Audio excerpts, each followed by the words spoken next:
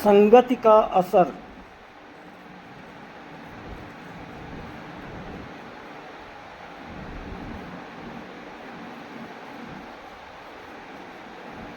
कहानी है संगति का असर।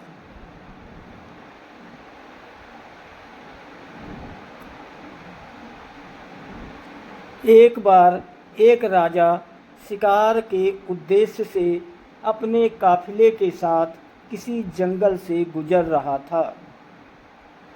दूर दूर तक शिकार नजर नहीं आ रहा था। वे धीरे धीरे घनघोर जंगल में प्रवेश करते गए। अभी कुछ ही दूर गए थे कि उन्हें कुछ डाकुओं के छिपने की जगह दिखाई दी। जैसे ही वे उसके पास पहुँचे कि पास के पेड़ पर बैठा तोता बोल पड़ा, पकड़ो पकड़ो, एक राजा आ रहा है। इसके पास बहुत सारा सामान है, लूटो लूटो, जल्दी आओ जल्दी आओ। तोते की आवाज़ सुनकर सभी डाकू राजा की ओर दौड़ पड़े।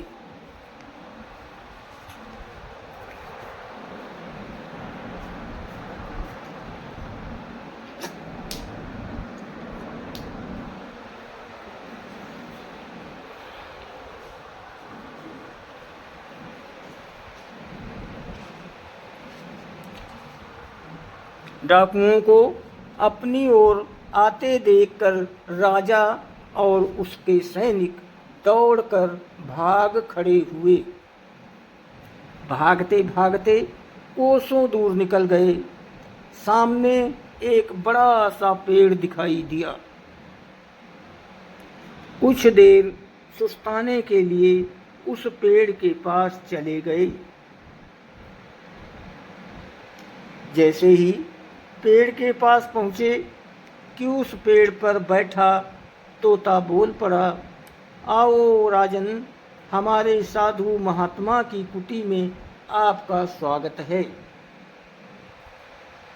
अंदर आइए, पानी पीजिए और विश्राम कर लीजिए। तोते की इस बात को सुनकर राजा हैरत में पड़ गया और सोचने लगा कि एक ही जात के दो प्राणियों का व्यवहार इतना अलग अलग कैसे हो सकता है।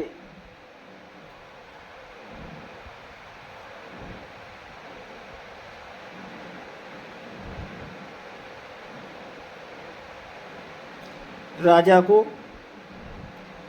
कुछ समझ नहीं आ रहा था। वो तोते की बात मानकर अंदर साधु की कुटिया की ओर चला गया।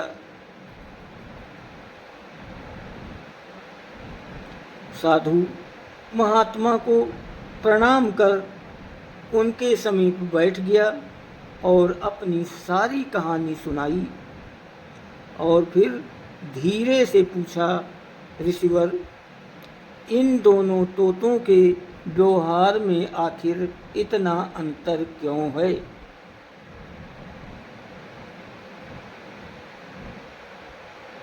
साधु महात्मा धैर्य से सारी बातें सुनी और बोले, ये कुछ नहीं राजन, बस संगति का असर है। डाकुओं के साथ रहकर तोता भी डाकुओं की तरह व्यवहार करने लगा है और उनकी भाषा बोलने लगा है। अर्थात जो जिस वातावरण में रहता है वो वैसा ही बन जाता है। कहने का तात्पर्य ये है कि मूर्ख भी विद्वानों के साथ रहकर विद्वान बन जाता है और अगर विद्वान भी मूर्खों के संगत में रहता है तो उसके अंदर भी मूर्खता आ जाती है। इसलिए हमें संगति सोच समझकर करनी चाहिए।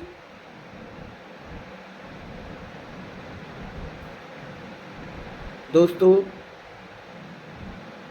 कृपया आपसे बेनती है, बार बार बेनती है कि कहानी को लाइक और सब्सक्राइब ज़रूर करें। आपकी बहुत मेहरबानी होगी, आपकी बड़ी कृपा होगी। कुछ नहीं जाता आपका और बहुत समय भी नहीं लगता। लाइक सब्सक्राइब करो। आप सभी को बहुत बहुत प्रणाम और धन्यवाद।